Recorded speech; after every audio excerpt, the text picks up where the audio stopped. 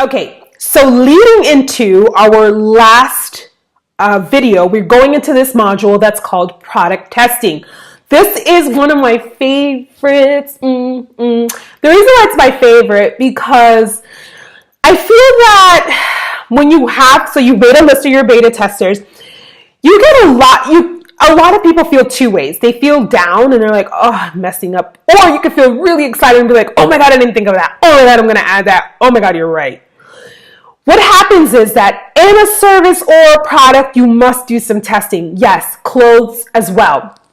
When I had my fashion brand, I was obsessed with getting more than 5, cotton sews at once. I really was. And the reason why was because I was really big on making sure that if they didn't pass the quality control, not just like, oh, it looks pretty and it's sewn correctly. Product control, quality control, like I'm going to wear it and I'm going to just throw it in the wash and I want to see how these people are, if they get sand or they get, salt water on it. Like that's how my product testing was. I would literally go to the beach and just like rub it. Nobody really does that, but you never know. You never know. People on vacation, right? So I did resort wear. So product testing was not only important for me, but it was also important for key points that I can use again in content or in my upsell or in my pitching, because I knew just front hand exactly what my product was, and I didn't have to go based on what somebody else said. I knew exactly what it was. Even now in our business, in our brand, we know like when we smell something, we're like, oh, that's strong. Like we can say that, like it is strong. Like we had to cry, in pepper or garlic or whatever. You're like, oh, like we can say that firsthand. But if you're just going off of something and you're typing it like you think that people want to hear, then that's how it's going to come out.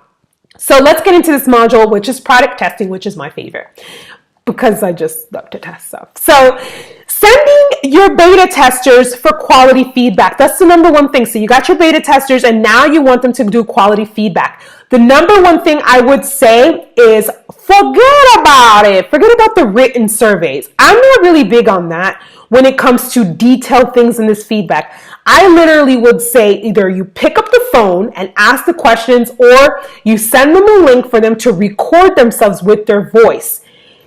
I bet you never heard this before. Well, you probably have. But yes, your voice. Because let me tell you something. The way someone says something the first time is how they really want to say it. I'll give you an example.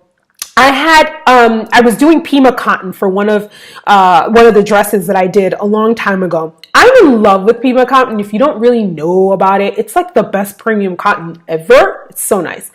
But then I learned that Pima cotton is only good for certain things and you shouldn't use it in other things. But anyways, I created this dress that ended up being a hot mess and a half. And that's something else.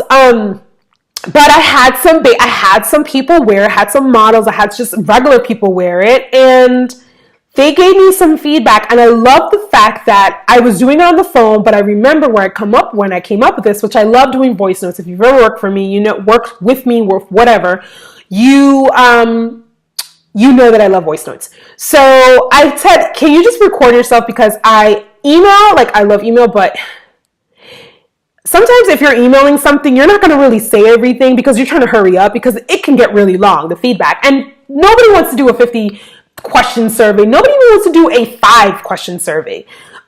So it's important for you to just give them options. So I give them the voice note and the ladies all said the same thing. I swear not. They said it as the same question, the same things they said backwards. I even think, and I'm getting chills now, I even think they said some of the words alike.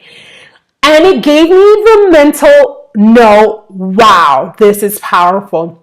One lady even chuckled. She was like, I feel bad saying this, but I have to say it because you really want me to be honest, because I kept saying, be honest, be honest. If you're not honest, this can hurt me. Like I was so true, but I wanted to, that's the type of person I am. I love feedback. So I was trying to hear it. The dress was a hot mess. Design was great. It was really simple, but the dress was a hot mess because of the fabric. It just wasn't going to work because of fabric and for the price and all that stuff. It wasn't going to work. And clearly these women told me. So sending quality feedback back to you in a voice manner, write that down. Get away from the surveys that are just like yes, no.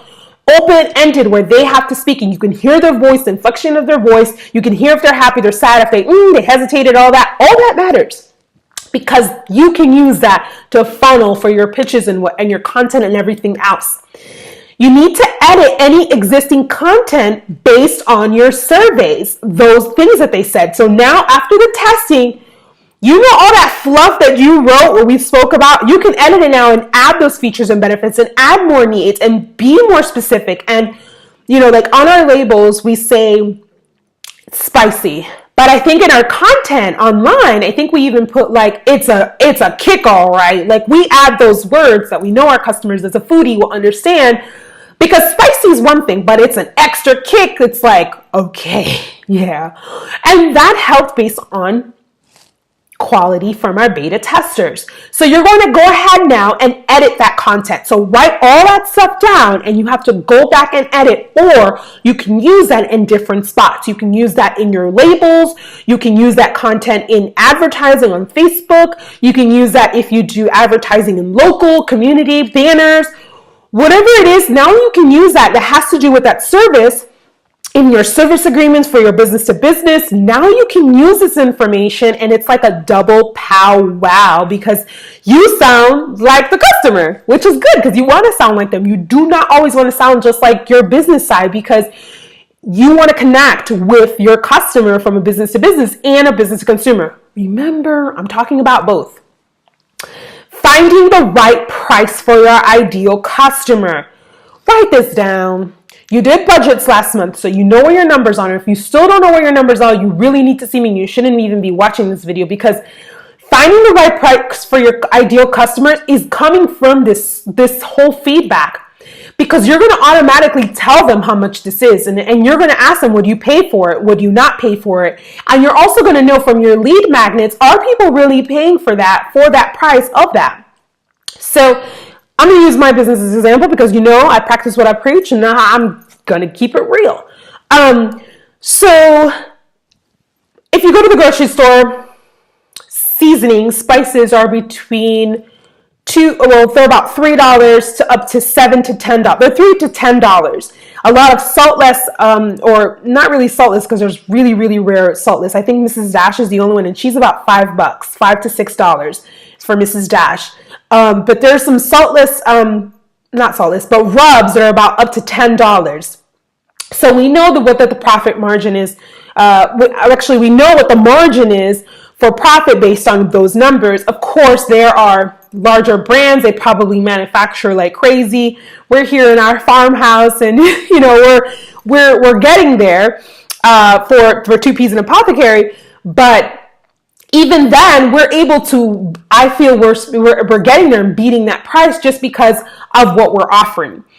But finding the right price also is saying that doesn't mean that you need to lowball because customers tell you one thing. No, you have to see where you fall in the market, because people will buy. People are buying rubs for $10, $10 and more, because they are true foodies. Like I told you, they are people who really they care about what they put in their mouth.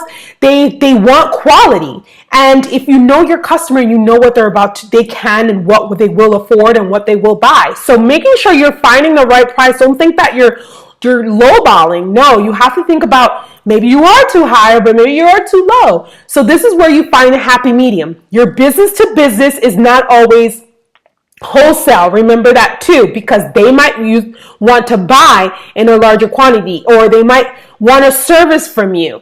A lot of fashion people say, a lot of fashion brands say, I can only sell wholesale to businesses. That's not true. There's a lot of things you could do for business. I'm going to actually give you a little insight of what you can do for businesses. So when I worked in corporate America long ago, I worked for American Express and ESPN. But we're talking about American Express, and I'll never forget, they always had these, they always brought these companies in. And this is when I was doing fabulous designs, like out of my house, and I was still selling, but I was selling small, and I worked in corporate America before I got laid off, before cancer, all that stuff. And so they came up with this thing because they were like, people really want to, when you work in corporate, you dress nice and you spend a lot of money because you want to, suits are usually a lot and all that stuff. So one day they had a forum, and this is how I knew I was a visionary brander. No, I'm joking. No, really, I wasn't.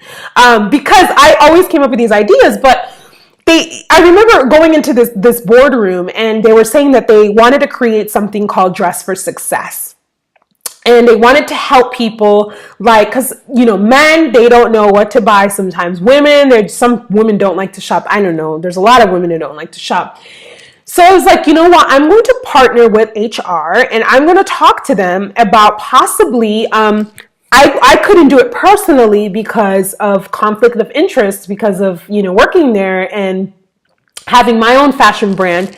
But I knew of someone, I knew a stylist that I was working with, and I would give her a lot of my stuff in Miami, and she would use it for photo shoots and stuff like that for like Ocean Drive magazine. And so I knew her, really awesome, amazing stylist. I said, you know what? I basically like created a business for her in that one setting because she was just doing styling. So I said, I'm going to hook you up with American Express. And she's like, what? What am I going to do with American Express? I'm like, no.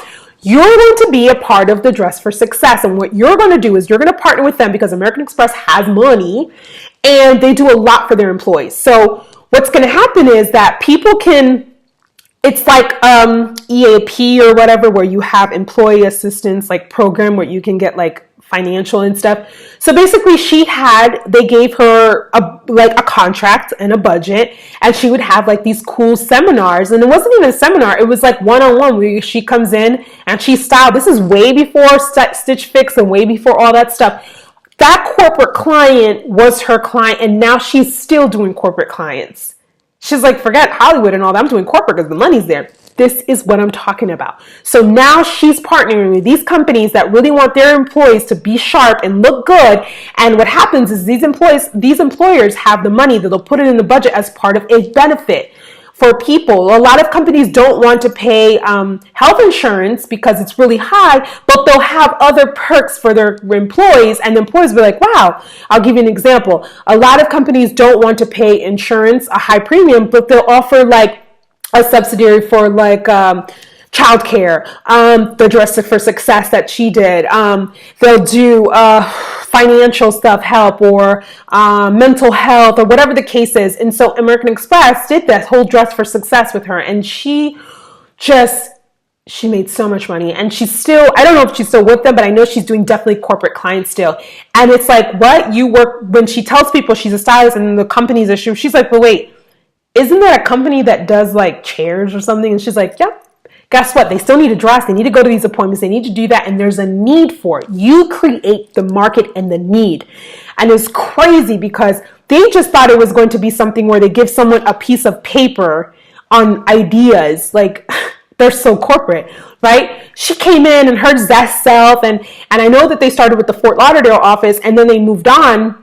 But it was a perk to employees. So they basically had this stylist and they would buy the clothes and then she can do whatever she wanted and upsell them later. My whole point is that she was basically profiting from a company, a major Fortune 500 company. And this is what I mean about thinking outside the box, man. Like, think business to business and business to consumer, okay? It's possible. So finding the right price, we just talked about that. I gave you an example to kind of get you like, oh, wow, you're right. I never thought about it like that. Don't just think about wholesale selling. Think about other parts of your fashion brand or your creative brand that you can do.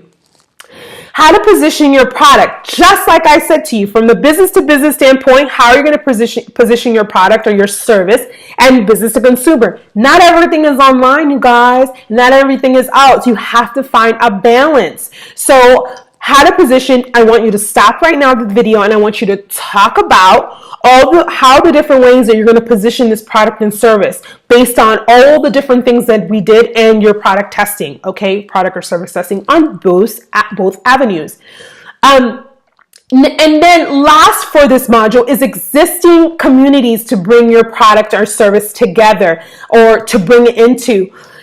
Think of all those industries like education, the industries that are not like, they're not sexy. Think of the ones that are not sexy, okay? So Technology is not really sexy, but it is becoming real sexy because there's a lot of things like apps and stuff. So we're not going to talk about technology and we're not going to talk about entertainment because it's already sexy. I mean, there's a lot of things. Think about opposite. I mean, think about oil and gas. Is that sexy?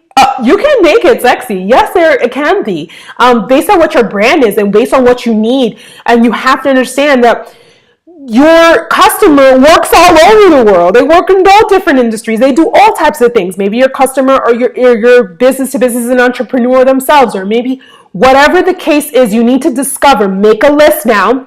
So you're going to make 2 lists: how to position your products and service, where you're going to position that, and also discovering existing communities to bring that into, existing places that you're going to be bringing into based on your product testing. Remember, all this feedback that they just gave you from the service and the product, you're focusing on one. You know what's going to sell based on this feedback. You know exactly where to bring into based on this feedback. So we're going to go into our next module, and I'll see you soon.